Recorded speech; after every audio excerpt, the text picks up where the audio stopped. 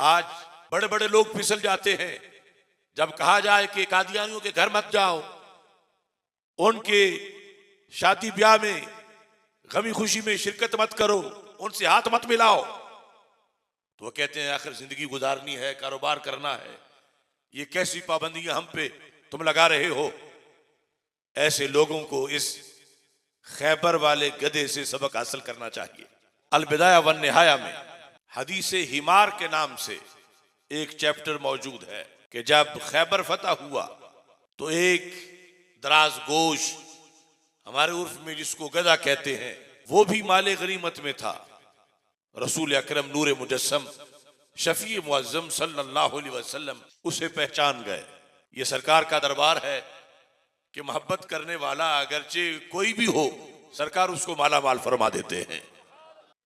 जब आपने उससे गुफ्तगू की अरबी में, तो वो भी अरबी में जवाब दे रहा था। सहाबा ने वो सारी गुफ्तगू उसकी सुनी और रसूल अकरम सल्लल्लाहु अलैहि वसल्लम ने जो इरशाद फरमाया वो भी सुना। तो उसने रसूल अकरम सल्लल्लाहु अलैहि वसल्लम से ये दरखास्त की, ये तारुफ करवाया।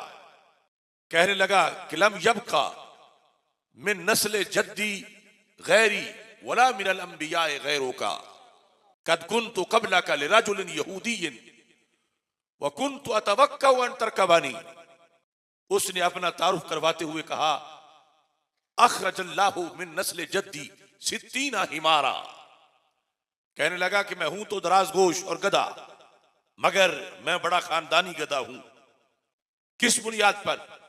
कहता है कि जो ऊपर हमारा जद्द अमजद है, उसकी नस्ल से अल्लाह ने 60 गधे पैदा किए, नस्ल दर नस्ल। और उन 60 गधों की ये शान है कि उनकी पुश्तों पर सिर्फ नबियों ने सवारी की, इसलिए हम खुशखुशी गधे हैं। आज कादियानी को या किसी मुनकरे खत्म नबूवत को अगर गधा कहा जाए तो ये गधे की तौहीन है, क्योंकि वो खैबर का गधा गधा तो था मगर खत्म नबूवत का मुनकिर नहीं था। लम यबका मिन नस्ल जद्दी गैरी, कि वो गधे जिन्हें नबियों का खिदमतगार बनाया गया, उनमें से सिर्फ एक मैं बचा हूं, बाकी सब नबियों की खिदमत करके दुनिया से रुखसत हो गए। वला मिनल अंबिया गैरों का, गधों में से मैं आखिरी हूं और नबियों में से आप आखिरी हैं। आप आखिरी हैं, मैं खिदमत के लिए हूं। व कुन्तु अतवक्कउ अन तरकबानी, आज बाई चांस मुलाकात नहीं हुई, मैं बड़ी देर से मुंतजिर था कि वो दिन आएगा कि आप मेरी पुश्त पे बैठोगे। ये कहां नसीब मेरे कि तू आप चल के आता, कोई जज्बा मोहब्बत मेरे काम आ गया है, मेरे दिल की धड़कनों में तेरा नाम आ गया है, कर लो कबूल आका ये गुलाम आ गया है। अब देखो, इंसान होके अगर उसको रसूल पाक सल्लल्लाहु अलैहि वसल्लम के आखिरी नबी होने की पहचान नहीं, इस पर उसका ईमान नहीं, तो वो कितना बदतरीन इंसान है कि उधर एक गधा है, उस गधे को रब्बे जुल जलाल ने ये पहचान दी है सरकार को देखकर, और वो पहले जानता था और मुंतजिर था और तवक्को करता था कि रसूल अकरम नूर मुजस्सम शफी मुअज्जम सल्लल्लाहु अलैहि वसल्लम उस पे रौनक फरोज होंगे। इस अकीदे के साथ उसने इसके तकाजे भी पूरे किए। आज बड़े बड़े लोग फिसल जाते हैं जब कहा जाए कि कादियानियों के घर मत जाओ, उनके शादी ब्याह में गमी खुशी में शिरकत मत करो, उनसे हाथ मत मिलाओ। तो वो कहते हैं आखिर जिंदगी गुजारनी है, कारोबार करना है, ये कैसी पाबंदियां हम पे तुम लगा रहे हो। ऐसे लोगों को इस खैबर वाले गधे से सबक हासिल करना चाहिए। उसने रसूल पाक सल्लल्लाहु अलैहि वसल्लम के सामने अपने इश्क का इजहार किया कि मैं बड़ी देर से तवक्को कर रहा था, इस इंतजार में था कि आप मुझ पे तशरीफ फरमा होंगे, और इसका इस लिहाज से मैंने तैयारी भी बड़ी की। कहता कद कुन्तु क़ब्लका लिरजुलिन यहूदिय्यिन, आशिक मैं आपका था मगर गधा मैं यहूदी का था। यहूदी ने मुझे घर में बांधा हुआ था, यहूदी मुझसे अपना मतलब लेना चाहता था, मुझ पे सवारी करना चाहता था। और मैं ये चाहता था कि जिस पुश्त पे नबी आखिर ज़मान सल्लल्लाहु अलैहि वसल्लम ने खुद बैठना हो, मैं उस पे किसी पलीद को क्यों बिठाऊं। उसका इश्क देखो, उसका शौक देखो। कद कुन्तु क़ब्लका लिरजुलिन यहूदिय्यन, मैं आपके पास हाजिर होने से पहले मैं यहूदी का गधा था और वो यहूदी मुझ पे सवारी करना था। मैं देर तक एक तवील अरसा उस यहूदी के घर रहा हूं, क्योंकि मैंने अपनी पुश्त पे आपको बिठाना था। मैंने आज तक अपनी पुश्त पे यहूदी को नहीं बैठने दिया। कद कुन्तु आसुरु बिही, वो जब भी बैठने लगता था मैं फिसल जाता था। अगर मैं कायम रहता तो वो फिर बैठ पाता।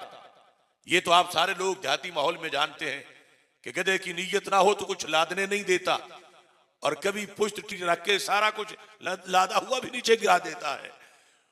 वो कहता है जानबूझ के मैं फिसलता था, और एक बार फिसला, दो बार फिसला, तीन बार, सारा रोज का तरीका ही ये था। तो फिर कहता काना युजियो बतनी व यदरिबु ज़हरी, मेरे मालिक को भी पता था कि इसे मसला है कोई। मैं जब भी बैठने लगता हूं इसको फिसलना याद आ जाता है और ये खुद गिर जाता है, मुझे गिरा देता है। काना युजियो बतनी, मेरे रसूल सल्लल्लाहु अलैहि वसल्लम वो मुझे भूखा रखता था, चारा नहीं डालता था, पानी नहीं पिलाता था। मेरे नबी मैंने भूखे बर्दाश्त की हैं, मगर मैंने पुश्त को पलीद नहीं होने दिया।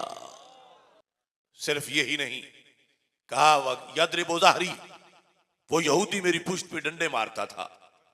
देखो इश्क के रास्ते में ये लाठीचार्ज तो बर्दाश्त करना पड़ता है। यदरिबु ज़हरी, वो मेरी पुश्त पे डंडे मारता था, मैंने डंडे भी खाए, मगर मैंने उसको बैठने नहीं दिया, क्योंकि मेरी नीयत में था कि मैं पुश्त पे आपको बिठाऊंगा।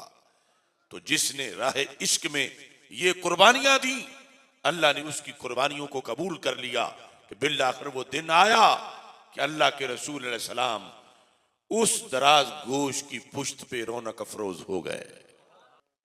हदीस हिमार में है कि रसूल पाक सल्लल्लाहु अलैहि वसल्लम ने बाकायदा उसका नाम रखा, और नाम रख के फिर इजहार मोहब्बत के लिए उसको आवाज भी दी, और उसने मोहब्बत से जवाब भी दिया। रसूल अकरम नूर मुजस्सम शफी मुअज्जम सल्लल्लाहु अलैहि वसल्लम ने उसका नाम याफूर रखा। और नाम रखने के बाद, हालांकि वो पास ही खड़ा था, दूर नहीं था कि बुलाने की कोई हाजत हो, मगर इजहार मोहब्बत था और फरमाया या याफूर। उसने कहा लब्बैक या रसूल अल्लाह सल्लल्लाहु अलैहि वसल्लम। उस वक्त भी उसकी आवाज इजहार मोहब्बत के लिए जो अल्फाज सहाबा बोलते थे, लब्बैक या रसूल अल्लाह सल्लल्लाहु अलैहि वसल्लम के, ये लफ्ज भी उस आशिक ने इस्तेमाल किए। और इसमें क़यामत तक के लिए हम इंसानों के लिए सबक है कि जब वो एक हैवान होकर, जिसे अकल भी मुयस्सर नहीं थी, लेकिन इश्क उसका इमाम बना, तो उसने भी किसी बद अकीदा से, पलीद बंदे से अपने आप को दूर रखा, पुश्त अपनी सलामत रखी। तो आज जब हम ये उम्मीद रखते हैं कि क़यामत के दिन रसूल पाक सल्लल्लाहु अलैहि वसल्लम के मुकद्दस हाथों से कौसर का जाम पिएंगे, सरकार दो आलम सल्लल्लाहु अलैहि वसल्लम से मुसाफा करेंगे, तो आज हमें अपने हाथ हर राफजी, खारजी, कादियानी और इस तरह के जो बद मजहब हैं उनसे बचा के रखने चाहिए, ताकि रसूल अकरम नूर मुजस्सम शफी मुअज्जम सल्लल्लाहु अलैहि वसल्लम अपने इनामात से हमें नवाजें और हम क़यामत के दिन भी सरकार के कुर्ब से बहरावर हो सके।